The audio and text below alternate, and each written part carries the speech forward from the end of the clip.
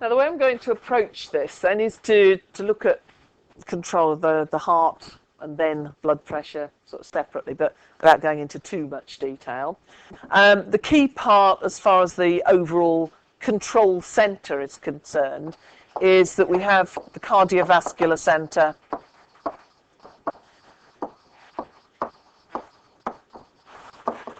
in the medulla oblongata of the brainstem.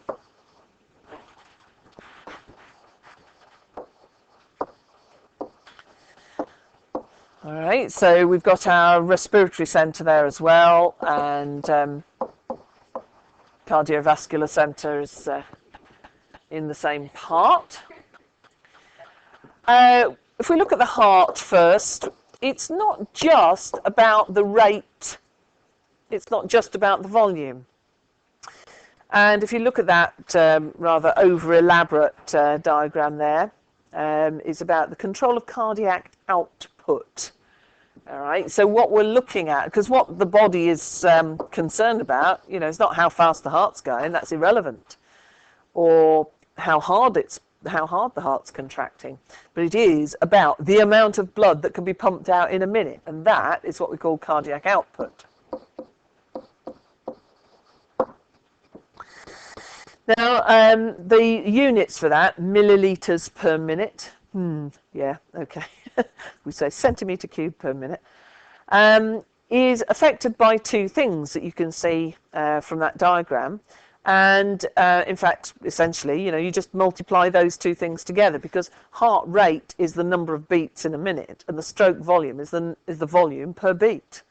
So if you multiply the stroke volume, right, per beat by the number of beats, you've got the output per minute. And it's actually the output from, or the stroke volume is actually a measure of the blood that's pumped out just from the left side.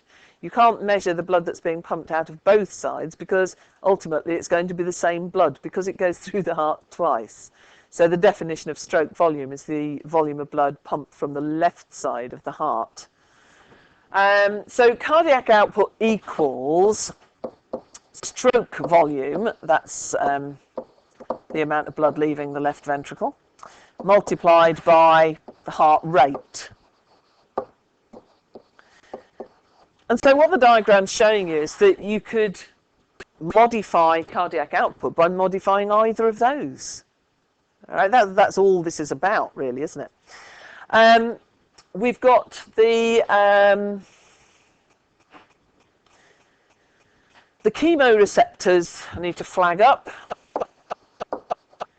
So we've got chemoreceptors as before, the same as the respiratory ones.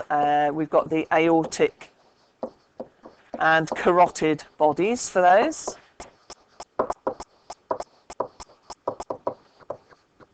They should have a mention on there somewhere. Yeah, can't see them. No, they're not mentioned directly.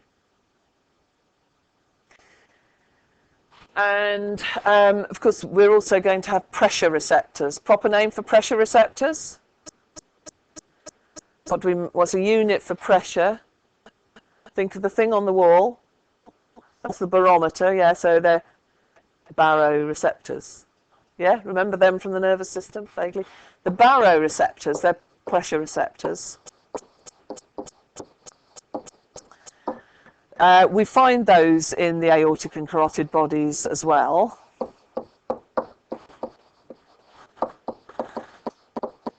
So those are in outgoing arteries.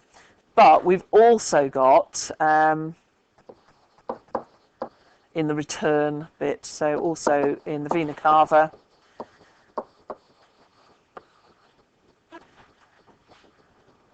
And so the cardiovascular centre is sort of getting a information about incoming pressure and outgoing pressure. So it's, you know, it enables the activity of the heart to be modified appropriately. Now, if you have a look at that diagram, you think, oh God, it's just too much on that to actually work out. It's not that bad. The factors that can affect the rate of the heart, well, you've got temperature. You've got epinephrine. What's the English version of epinephrine? Adrenaline, yeah. So the heart rate affected by, I've missed out the other bit at the moment, I know. So we've got the temperature, we've got adrenaline, and then the other bit that's on there where it says parasympathetic and sympathetic inhibition or acceleration, that's the nervous system. All right, and the parasympathetic and the sympathetic bits are to do with the autonomic nervous system. We did a very quick trip through that, but of course that is then where we've got this connection with the it says there, doesn't it, carotid sinus, for example, cardiovascular reflexes, carotid sinus, other receptors, and then cerebral cortex and other brain centers. So you've got nervous control, really, is what I would put there. And that's the bit that I've put the detail about the receptors, chemoreceptors, baroreceptors. So, for example, if you've got, let's say, an increased carbon dioxide level, increased PCO2, what happens to your heart rate? More carbon dioxide in your blood, what does it do to your heart? Makes it go faster, so increased rate. If we look at the pressure bit of it, if you've got a low blood pressure, that's picked up as well. That will increase your heart rate as well. All right, so this is the sort of nervous control. This is what's being picked up by the receptors. So you've got an increase in the rate to try and restore the pressure with that. So that's the heart rate side of it. If we look at the stroke volume side, stroke volume, not surprisingly, is affected by the degree of filling and the degree of emptying. You think about it, yeah, okay, it's got to be, hasn't it? The amount you can pump out depends on how much is actually put in there in the first place, and then how efficiently the heart actually drives that out again. So the filling and the emptying bit, are not, it's not something magical. So the stroke volume affected by, you've then got sort of complicated links, obviously, through those. So the idea of the filling bit, well, you've got to have enough time for the filling for a start, and that's the first box. If you look round, you could just read these almost as a sentence. The amount of blood that can actually enter the heart depends on the filling time, how long it's got to fill, the atrial contraction, how efficient that was, or how quick it was, the filling pressure, and if you follow that down to the bottom, that depends on what's actually coming back, and you can see venous return there. So that idea of having a pressure receptor in the vena cava makes sense. Negative thoracic pressures there, so actually your heart will fill better as you're breathing in, I guess. So because you'll be drawing, not only are you drawing air into your lungs, you'll actually essentially be drawing blood into your heart, won't you? So it'll fill better when you're breathing in.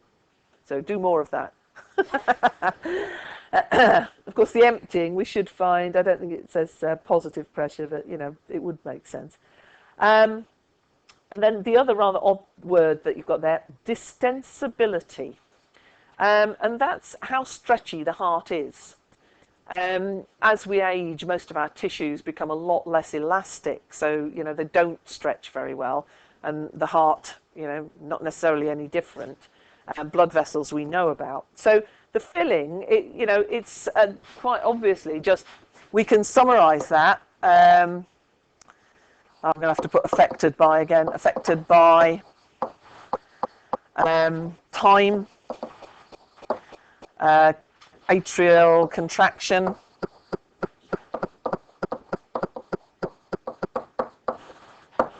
I forgot what the thing was at the bottom, pressure,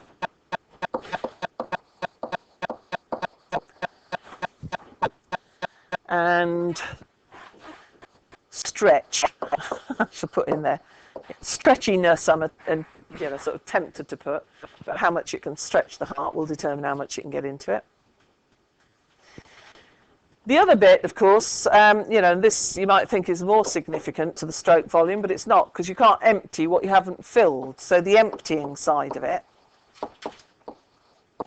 And these two are linked. You'll see there's a little link between them. Starling's law of the heart.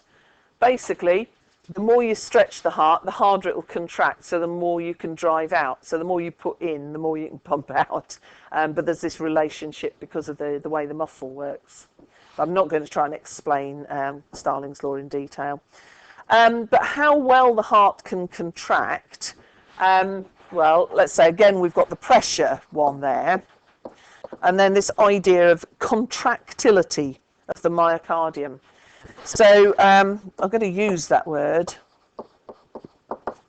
but you can see that there we've got a lot of links to it. We've got physical and mechanical factors. So there's things like, e.g., viscosity. Viscosity. Anyone got a definition of viscosity? It is absolutely thickness of a fluid, how fluid it is, really. And the blood can become more viscous under certain conditions. Could be lack of water, for example, could make your blood more viscous. It could be thicker. If you go mountaineering, as I'm sure you all will, you'll be up Everest at the drop of a hat. If you go up, increase in altitude, we talked about production of more blood cells as an adaptation. More blood cells makes the blood more viscous, that sort of thing. So physical and mechanical factors, not going to go into that in any further detail. But you've got nutritive condition of the heart, what's it, has it got a good, we'll assume it has, but that would be the cardiac circulation, how good is the blood supply from the cardiac coronary arteries. Coronary arteries supplying nutrients. Then again, you've got epinephrine, so adrenaline, and the nerve supply to the heart, which connects to the SA node. So the contractility could be coronary supply, adrenaline, which others do I want to include? Oh, yeah, nerve supply.